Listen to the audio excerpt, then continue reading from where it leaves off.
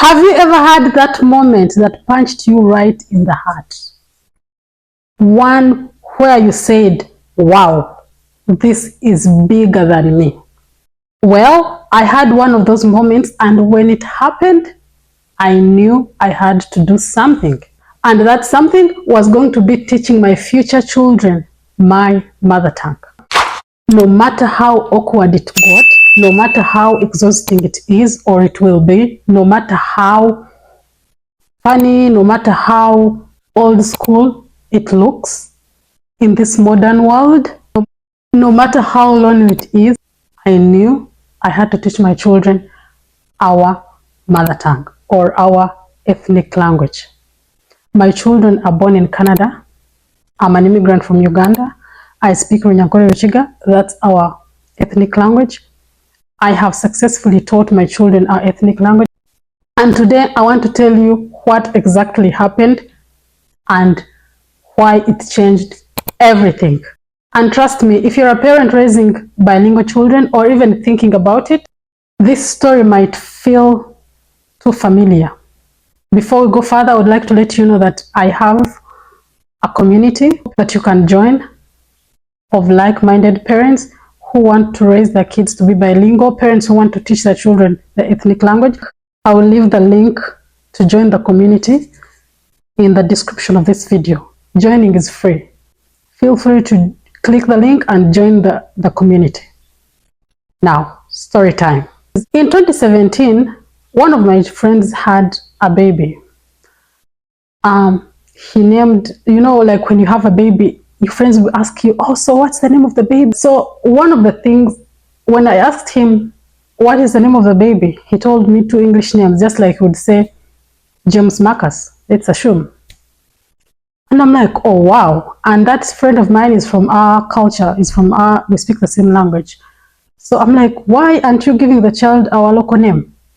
He's like, I don't want my child to be local. I'm like, wow. I'm like, in my mind, I'm like, this is serious. This is the culture that has raised you. This is the culture.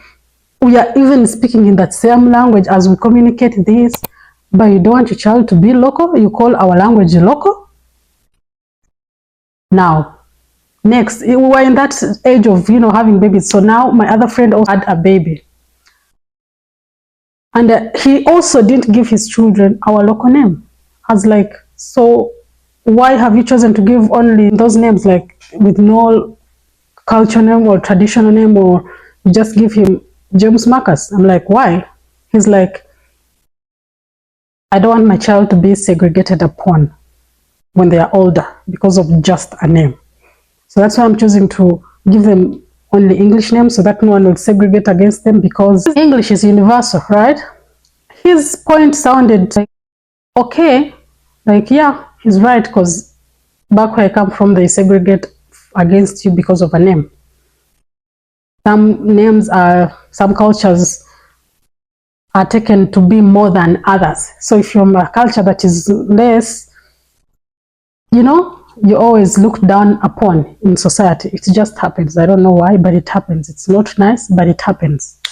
So that one sounded valid, because me too, I wouldn't want my child to be segregated against. So then now time passed, months passed. So and I was now asking my friends. So I asked some of my friends, I'm like, if you had a child, would you teach them our language? Like, would you teach them our language? Let me tell you guys, all my friends were like, no, I would not. And I'm like, why wouldn't you? Because this is your language, this is your culture. Why wouldn't you? You would know the language. Why wouldn't you teach your children your language? The most answer was, I don't want my child to be local.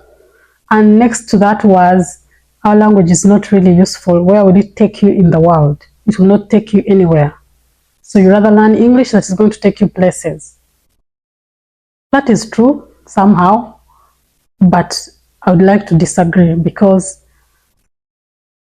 I believe that the uniqueness of a language, the uniqueness of a culture is what it possesses that others don't have. So if you now don't Embrace your language, embrace your culture.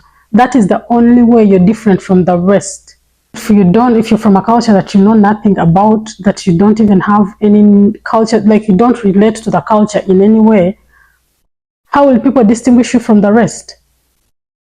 So for me, it didn't sound right. At that point, I didn't even have kids. I was not even married. I was not anywhere close to marriage or kids.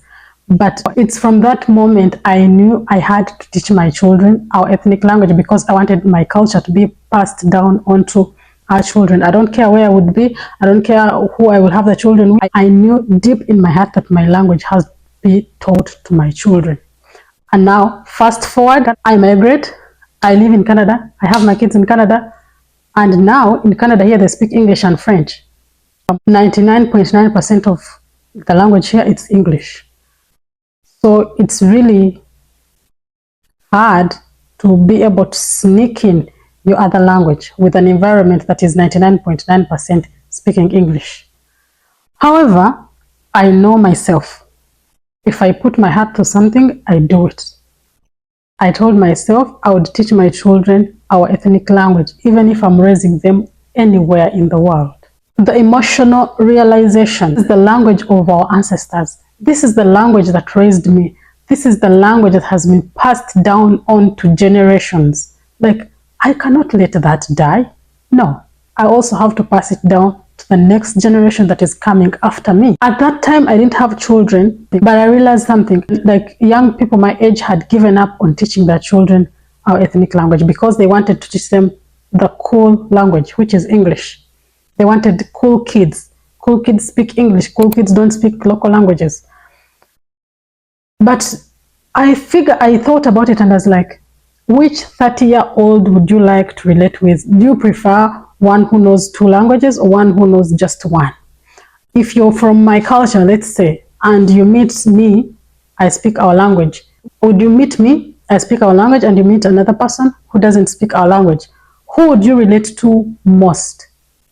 I would assume it's the person that speaks your language, like the one who understands it, the one who speaks it, because they are closer to the culture than the other person. Whereas English is a cool language, yes, you will have cool kids, but teaching your children English or the cool language in your area, I don't know which one, and your ethnic language can coexist. You can teach them both. So don't deny your children the chance to know their culture, the chance to identify with the culture, because you want your child to be cool. They can be cool anyway. I felt like I could do both, and I've done it. So for me, I didn't care if I was the only one speaking to my children in our language. I knew I had to do it. It was not, I didn't have options. I just knew I had to do it. Is it hard? Yes. Is it draining? Yes. Is it lonely? Yes. But do I do it? Yes, I do it anyway because I promised myself to do it. And I know in the long run, it's going to help my kids. Later in life, in the long run, it's going to help my kids, especially when they are older. They may not appreciate it now, but once they reach my age or even older, I'm sure they will appreciate it. I didn't want my children to grow up disconnected from their culture. I didn't want my kids to be the one to say, I wish my parents had taught me. No, I just want them to say, they refused to speak the language. That's different from my parents didn't teach me. It's okay for them to refuse to speak the language, but it's not okay for them not to know the language. No, it's okay for them to know and not speak than not know and have regrets. I have been teaching our children our ethnic language since birth, and I can comfortably say 7 years later, because my oldest is 7, we've made it. My children can speak our language, my children can write our language, my children can read our language. The icing on the cake is this: they love it so much. They love it so much. They love speaking our language, to the extent that in the house at home, if I forget and say an English word, they'll be the ones to correct me. They're like, no, no, no, what is that? They'll be like, okay, what is that? What is that you're saying? So what am I trying to say in all this? If you're raising a bilingual child, if you're trying to teach your child your ethnic language, if you're teaching your child a second language, if you're teaching your child your mother tongue, I hope this story encourages you. It's not easy. but it's worth every single moment, especially when your children grow older. If this video inspired you, please give me a thumbs up. And if you're new to my channel, please subscribe to my channel. Share this video with another parent you think might be interested. If you want more videos like this, please check out this playlist next. I'm going to link it here, and I will also link it in the description down below. Also, if you're looking for like-minded parents who want to teach your children a second language or an ethnic language, and you want, like, you know, accountability, I have a community that I host on WhatsApp. You can join it. It's free. I'll share resources on how to start, how to, like, keep the zeal, because most of the times, especially if you're an immigrant, you're away from home, it's hard. So you need that push of you can do it, you can do it. I'll leave the link to the WhatsApp community in my description. Please go there and join the community.